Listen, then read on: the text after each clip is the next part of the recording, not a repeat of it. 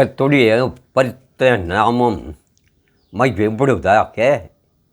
என் அன்பின் சொந்தங்களே, இந்த காலை வேளையிலே நாம் தொழுது கொண்டு ஆராதிக்கிற கிறிஸ்து இயேசுவின் இனிய நாமத்தினாலே உங்களுக்கு அனைவருக்கும் என் வாழ்த்தலை கூறிக்கொள்கிறேன். இந்த வேளையிலே உங்களோடு இந்த அடிமை பகிர்ந்து கொள்கிறது நற்செய்தி. கிறிஸ்து இயேசுவை பற்றிய நம் ரட்சகராகிய கிறிஸ்து இயேசுவை ஏற்றுக்கொண்டவர்களை பற்றிய நற்செய்தி. அவருடைய கிருபை இரக்கங்களை கண்டு அவருக்குள்ளாக மன நிர்ணயமாய் நிலைத்திருங்கள் என்று போதிக்கப்பட்டவர்களுடைய காரியங்களை பற்றிய நற்செய்தி. நமக்கு கொடுத்திருக்கிற இந்த அடிமைக்கு கொடுத்திருக்கிற இந்த பணியை,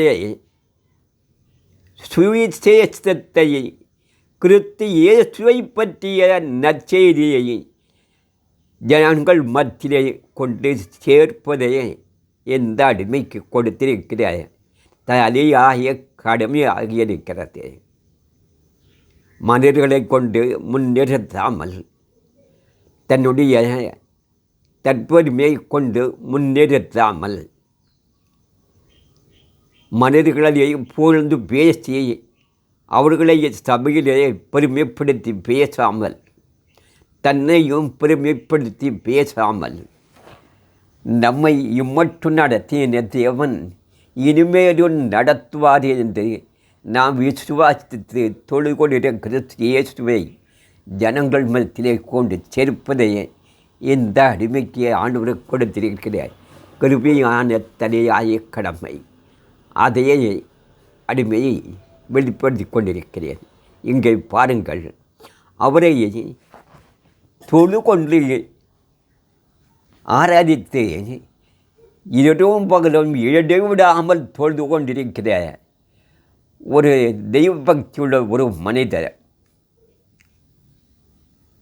அவர் தேவனுக்கு முன்பாக தங்களை முழுமையாக ஒப்பு கொடுத்தார். அந்த பட்டணத்தின் ஜனங்களால் நற்பெயர் பெற்ற ஒரு தெய்வ மனிதர். அவருடைய வேண்டுதல், விண்ணப்பம், தான தர்மங்கள் தேவனுடைய சமூகத்திலே போய் எட்டினது. ஆனால் அவர் யாரை தொழுது கொள்கிறார், யாரை ஆராதிக்கிறார், யார் நிமித்தம் அநேக தான தர்மங்களை செய்து கொண்டிருக்கிறார் என்பதை அறியாமல் அவர் தேவனுக்கு முன்பாக நின்ற இத்தாலியா பட்டணத்தை சேர்ந்த 100க்கு அதிபதியாகி கொர்நேலியு என்னும் ஒரு தெய்வ மனிதர். அவருக்கு தேவன் இவர் யாரை ஆராதித்து கொண்டிருக்கிறான், இவர் யாவருக்கு முன்பாக நிற்கிறான் என்பதை வெளிப்படுத்துவதற்காக பேதுருவை அவர் மத்தியிலே அனுப்புகிறார். இந்த பேதுரு எப்படியாப்பட்டவர் என்றால், யூதர்களோடு மட்டுமே போக்குவரத்துமாய் இருப்பார், புறஜாதிகளை ஏற்றுக்கொள்ள மாட்டார். அப்படி ஒரு வைராக்கியமான ஒரு மனிதர் இந்த பேதுரு. அவர் இடத்திலே தேவன் இந்த கொர்நேலியுவை வெளிப்படுத்துகிறார். அந்த கொர்நேலியுவுக்கும் இவரை அழைத்து வா என்று அவருக்கு வெளிப்படுத்துகிறார். இந்த பேதுருக்கு ஒரு தரிசனத்தை கொடுத்து, நான் பட்சபாதம் இல்லாத தேவன், என்னை ஏற்றுக்கொண்டவர்கள் அனைவரும் நீ ஏற்றுக்கொள், என்னை விசுவாசித்து என் நாமத்தை விசுவாசித்து எனக்கு முன்பாக நிற்கிறார்கள். புறஜாதியாராக இருந்தாலும் என்னை ஏற்றுக்கொண்டவர்கள் அவர்கள் என்னோடு வாசம் பண்ணுகிறவர்கள், என்னுடைய ஆவியினால் நிரம்புகிறவர்கள், அவர்களை ஏற்றுக்கொள்ள என்று இவர்களை வெளிப்படுத்தினால் கொர்நேலியு வீட்டார் இவரை அழைக்க அவர் வாசலுக்கு போய் நின்ற வேளையிலே அவர்களை ஏற்றுக்கொண்டு உபசரித்து அவர்களோடு கூட கொர்நேலியு வீட்டுக்கு வருகிறார். கொர்நேலியோ அவரும் அவர் சுற்றத்தார்களும் அவருடைய வீட்டிலே இந்த தேவ மனிதனை எதிர்பார்த்து காத்து கொண்டிருக்கிறார்கள். இவர் வந்து அவர்களிடத்தில் விசாரித்து, நீங்கள் என்னை அழைத்த முகாந்திரம் என்ன என்று கேட்கிற வேளையிலே கொர்நேலியு அவருக்கு அந்த தரிசனத்தை அவருக்கு வெளிப்படுத்துகிறார். இந்த இடத்திலே ஒரு மனிதன் இருக்கிறார், அவரை அழைத்து கொண்டு வாருங்கள், அவர் உங்களிடத்திலே பேசுவார். அவர் உங்களிடத்திலே பேசுவார்.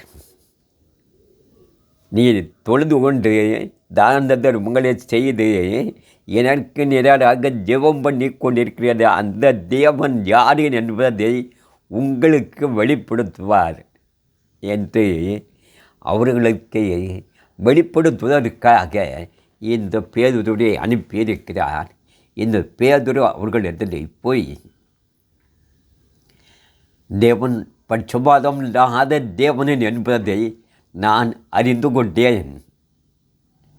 அவர் யூதர்களுக்கு மட்டுமல்ல, தேவன் மனம் திரும்பிய கிறிஸ்து இயேசுவை யார் ஏற்றுக்கொண்டார்களோ அவர்களுக்கும் அவர் தேவனாய் இருக்கிறார் என்று அவரை பற்றி, அவருடைய நல்வழிகளை பற்றி, அவருடைய கிருபை இரக்கங்களை பற்றி உங்களோடு வாசம் பண்ணி கொண்டிருக்கிற, உங்களை பாவங்கள் சாவங்களை மன்னித்து பரிசுத்தப்படுத்தின அந்த பரிசுத்த தேவன் உங்களுக்கு முன்பாக நிறுத்தி கொண்டிருக்கிற இந்த கிறிஸ்து இயேசுவே என்று அவரை பற்றி வெளிப்படுத்தும் போது அவர்களும் மனம் திரும்பி கிறிஸ்து இயேசுவை ஏற்றுக்கொண்டார்கள்.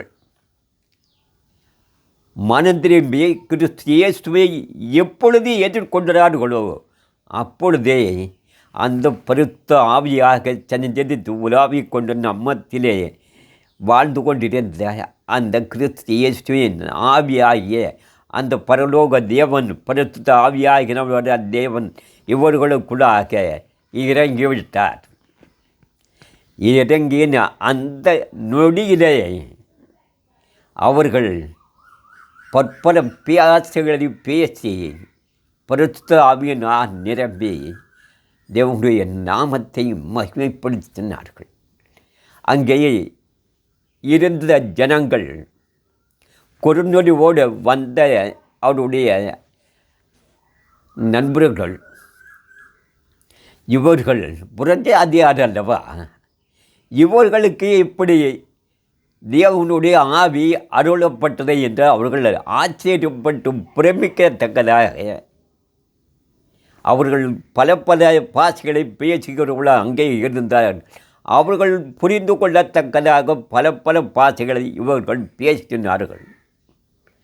எப்படி பேசினார்கள் என்றால், என் அன்பு சொந்தங்களே, இயேசு கிறிஸ்துவின் நாமத்தினால் ஞானஸ்தானம் எடுப்பது பெரிது அல்ல. இயேசு கிறிஸ்துவின் நாமத்துக்கு முன்பாக போய் நின்றது ஆராதித்து தொழுது துதித்து பலிகளை செலுத்தி காணிக்கைகளை செலுத்துவது பெரிது அல்ல. அவரை ஏற்றுக்கொள்ள வேண்டும். அவரை நாம் உண்மையோடும் ஆவியோடும் மனப்பூர்வமாய் அவரை ஏற்றுக்கொள்ள வேண்டும். அந்த பரிசேயர், வேத சாஸ்திரிகள், வேத பாதகர்கள் அவரை ஏற்றுக்கொள்ளாமல் அவர்களை அக்கினிக்கு தங்களை தாங்களே அவர்களை ஒப்பு கொடுத்தார்கள். ஆக்கினைக்கு அவர்களை ஒப்பு கொடுத்தார்கள். ஏனென்றால் அவர்கள் இவரை ஏற்றுக்கொள்ளவில்லை. இப்பொழுது இந்த கொர்நேலியு வீட்டார் இந்த சத்தியத்தை, கிறிஸ்துவின் இயேசுவின் நாமத்தை ஏற்றுக்கொண்டார்கள். அவர்களுக்குள்ளாக அந்த பரிசுத்த ஆவியானவர் இறங்கினார். இந்த அநேகர் இயேசு கிறிஸ்துவின் நாமத்தினாலே ஞானஸ்தானம் பெற்றுக் கொண்டால் பரிசுத்த ஆவியின் அபிஷேகத்தை பெற்றுக்கொள்ளலாம், பெற்றுவிடுவீர்கள் என்று ஒரு உபதேசம் போய் கொண்டிருக்கிறது. அதை குற்றப்படுத்துவதற்கு நான் மாத்திரம். ஆனால் இங்கே கிறிஸ்து இயேசுவை ஏற்றுக்கொண்டால் மட்டுமே பரிசுத்த ஆவியின் அபிஷேகத்தை பெற முடியும். அதற்கு இங்கே நமக்கு அவர் வெளிப்படுத்தி இருக்கிறார். அப்போஸ்தலர் நடபடிகள் 11வது அதிகாரத்திலே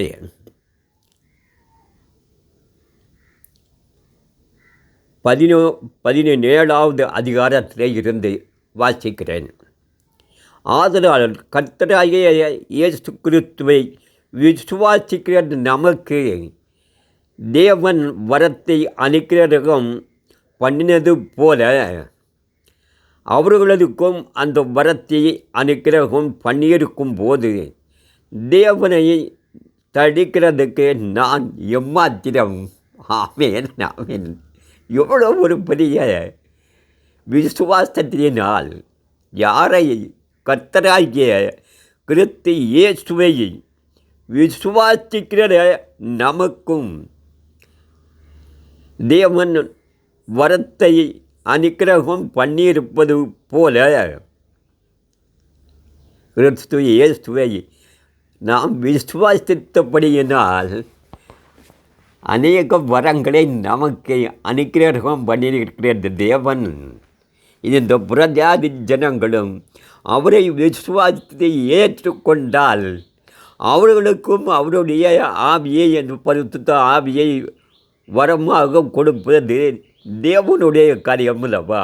அதை தடை பண்ணுவதற்கு நான் யார் என்று இதனை அறிந்து கொள்ளாமல் ஏற்றுக்கொள்ளாமல் ஞானஸ்தானம் இயேசுவின் நாமத்தில் எடுத்தால் மட்டும் போதுமென்று நம் அருமை சகோதரர்கள் ஜனங்களை வழிநடத்துகிறார்கள். அது வீணும் விருதோமானதே. இயேசு கிறிஸ்துவின் நாமத்தினாலே ஞானஸ்தானம் பெற்றவர்கள் இன்று கிறிஸ்து இயேசுவை ஏற்றுக்கொள்ளாமல் விசுவாசித்து அவரை அறிந்து கொள்ளாமல் கடற்கரையை நோக்கி நடந்து கொண்டு இருக்கிறார்கள். உக்கிரகத்தை தேடி போய்கொண்டிருக்கிறார்கள். ஏனென்றால் இந்த கிறிஸ்து இயேசுவை இவர்கள் யாரென்று உபதேசிக்காமல் போதிக்காமல் அவருடைய நீதி நியாயங்களை போதிக்காமல் அவருடைய நாமத்தினால் ஞானஸ்தானம் மட்டும் எடுத்தால் போதும், பரிசுத்த ஆவியானவர் உங்களை இறங்கி விடுவார் என்று ஒரு அதை என்ன சொன்ன அது தெரியல. அவங்கள காயப்படுத்த எனக்கு மனம் இல்லை. அப்படி போதித்து கொண்டிருக்கிற ஜனங்கள் தேவனை யார் என்பதை அறிந்து கொள்ளாமல் இங்கிருந்து கீழ் திசையை நோக்கி கடற்கரையை நோக்கி நடந்து கொண்டு போய் கொண்டிருக்கிற ஒரு அவல நிலை. ஏனென்றால் கிறிஸ்து இயேசுவை அவர்களுக்கு வெளிப்படுத்தாமல் போனது நிமித்தமே கிறிஸ்து இயேசுவை ஏற்றுக்கொண்டால் அவர்களுக்குள் வாசம் பண்ணுவார். அற்புத அடையாளங்களை அவர்கள் காண்பார்கள். அதை வெளிப்படுத்தாமல் போன நிமித்தம் இங்கே பாருங்கள். இவர்களே அவர்கள் கேட்டபொழுது அமர்ந்திருந்து அப்படியானால் ஜீவனுக்கு ஏதுவான மனம் திரும்பலை தேவன் புறஜாதியாருக்கும் அருளை செய்தார் என்று சொல்லி தேவனை மகிமைப்படுத்தினார்கள். சேவான் நிமித்தமாக எழும்பின உபத்திரவத்தினாலே சிதறப்பட்டவர்கள் சுவிசேஷ வசனத்தை யூதர்களுக்கே என்று மற்ற ஒருவருக்கும் அறிவியாமல் பெனிக்கோ நாடு, சிப்பூர் தீவு, அந்தியோகிய பட்டணம் வரைக்கும் சுற்றி திரிந்தார்கள். அவர்களில் சிப்பூர் தீபாரும் சிரோனா பட்டணத்தாருமாகிய சீரர் அந்தியோகியா பட்டணத்துக்கு வந்து கிரேக்கருடனே பேசி கர்த்தராகிய இயேசுவை குறித்து பிரசங்கித்தார்கள். ஆமேன். இந்த உத்தரவத்தில் தீர்க்கதரிசிகள் சிதறி பேசுகிறாங்க. ஸ்ரீரசர்கள் அவர்கள் அங்கங்கே போய் ஒவ்வொரு பட்டணங்களாக கிறிஸ்து இயேசுவை குறித்து பிரசங்கிக்கிறார்கள். அவர்கள்தான் அவர்களில் சீப்புரு தீபாரும் சிரோனோ பட்டணத்திலுமாகிய சிலர் அந்தியோகியா பட்டணத்துக்கு வந்து கிரேக்கருடனே பேசி கர்த்தராகிய இயேசுவை குறித்து பிரசங்கித்தார்கள். யாரை குறித்து? கர்த்தராகிய இயேசுவை குறித்து பிரசங்கித்தார்கள். கர்த்தருடைய கரம் அவர்களுடைய இருந்தது. அந்த அநேக ஜனங்கள் விசுவாசிகளாகி கர்த்தரிடத்தில் திரும்பினார்கள். இப்போ கர்த்தர் யார்? ஆண்டவராகிய கிறிஸ்து இயேசுவை கர்த்தர். அந்த கர்த்தரிடத்தில் இவர்கள் மனம் திரும்பினார்கள். எருசலேமில் உள்ள சபையார் இந்த காரியங்களை குறித்து கேள்விப்பட்ட போது அந்தியோகியா வரைக்கும் போகும்படி பர்னாபாவை அனுப்பினார்கள். அவன் போய் சேர்ந்து தேவனுடைய கிருபையை கண்டபோது சந்தோஷப்பட்டு கர்த்தரிடத்தில் மன நிர்ணயமாய் நினைத்திருக்கும்படி எல்லாருக்கும் புத்தி சொன்னான். ஆமேன், ஆமேன். இந்த பர்னாபா அந்த ஜனங்களிடத்திலே போகின்ற பொழுது தேவனுடைய கிருபையை இவர் கண்ட பொழுது இவர்களுடைய கிருபையை பர்னாபா எப்படி கண்டார்? இவர்கள் கிறிஸ்து இயேசுவை ஏற்றுக்கொண்டவர்கள் பரிசுத்த ஆவியினால் அபிஷேகம் பெற்று நிரம்பியினவர்கள் அவர்களுடைய முகத்தை கண்ட வேலையிலே அவர்களோடு குழுவாக்க இந்த ஒளியை பிரகாசிக்கிறதை கண்டபொழுது அவர்கள் தான் அவருடைய கிருபை. ஒரு மனிதன் தேவனுடைய மனிதனாக இருந்தால் அதை இன்னொரு உலகத்தில் கண்டுகொள்ள முடியும். என்னுடைய ஒரு காரியத்தை உங்கள் மத்தியிலே பகிர்ந்து கொள்கிறேன். தற்பெருமைக்காகவோ தன்னை பெருமைப்படுத்தியோ அல்ல, அடிமை வழியை கண்ட ஒரு சாட்சி. சிவகாசி அருகே ஊழியத்தின் நிமித்தம் சைக்கிளிலேயே என்னுடைய ஊழியம், கைப்புடறி ஊழியம், சைக்கிளிலேயே கிரமமாக சென்று தேவனுடைய நாமத்தை கைப்புடறி மூலியமாக பிரஸ்தாபப்படுத்துகிறவன். அப்பொழுது அந்த பட்டணத்திலே ஒரு 6 மணி சாயங்காலம் 6 மணி வேளையில் ஒரு கடையில் போய் ஒரு டீயை குடிக்கலாம் என்று அப்படி போய்கிட்டு இருக்கேன். போகும்போது அங்கே ஒரு முஸ்லீம் ஒரு வயதான ஒரு தகப்பனார் அங்கே இருக்கிறார். நான் கடையில் போய் ஐயா என்னை கொண்டு டீ போடுங்க என்று சொல்லும்போது அவரே என்னை கையை தட்டி இங்கே வாங்கன்னு கூப்பிட்டார். கிட்ட போனோடனே உங்களுக்கு நான் டீக்கு முன்னாடி சொல்லிட்டேன், நீங்கள் உட்காருங்க, பக்கத்தில் உட்காருங்கன்னாரு. இது என்ன ஒரு அற்புதமாக இருக்கு ஐயா, என்ன யாருன்னு உங்களுக்கு எப்படி தெரியும்? எனக்கு டீக்கு இப்படி நீங்கள் முன்னாடியே சொன்னீங்கன்னு கேட்கும்போது நீங்கள் தூரத்தில் வரும்போதே உங்களை நான் யாருங்கிறத அறிந்து கொண்டேன். தேவனுடைய நாமம் மட்டுமே மைக்கப்படுவதாக. இந்த அடிமையை அந்த மனிதருக்கு எனக்குள்ளாக இருக்கிற அந்த ஒளி பிரகாசத்தை வெளிப்படுத்தினது. அவர் எனக்கு முன்பாகவே எனக்கு டீயை ஆயத்தப்படுத்தி விட்டார். அவர் அருகாமலே இருந்து நாம் இந்த அவர்களை பலவிதமாக நிந்திக்கிறோம். அவர்களை பலவிதமான தேவனுக்கு பிரியம் நல்ல வார்த்தைகளால் வர்ணிக்கிறோம். ஆனால் அவர்களை உண்மையை ஏற்றுக்கொண்டவர்கள் இன்றும் இருக்கிறார்கள். அந்த மனிதர், அந்த பெரியவர், அந்த தகப்பனார் அடிமேடத்திலே கிறிஸ்து இயேசுவை பற்றி ஒரு மணி நேரமாக பேசினார். அவருக்குள்ளாகியிருந்த ஆவியானவர், எனக்குள்ளாகியிருந்த ஆவியானவர் இருவருக்குள்ளாக சம்பாஷித்து மகிழ்ந்து கடுவுடன் செய்தார். அதை தான் இங்கேயும் இந்த பர்னாபா அவர்களுடைய கிருபையை கண்டபோது சந்தோஷப்பட்டு, நீங்கள் இந்த கிருபையிலே கர்த்தரிடத்தில் மன நிர்ணயமாய் நிலைத்திருங்கள் என்று அவர்களுக்கு வெளிப்படுத்தினார். இவ்வளவு ஒரு பெரிய காரியம் பாருங்கள்.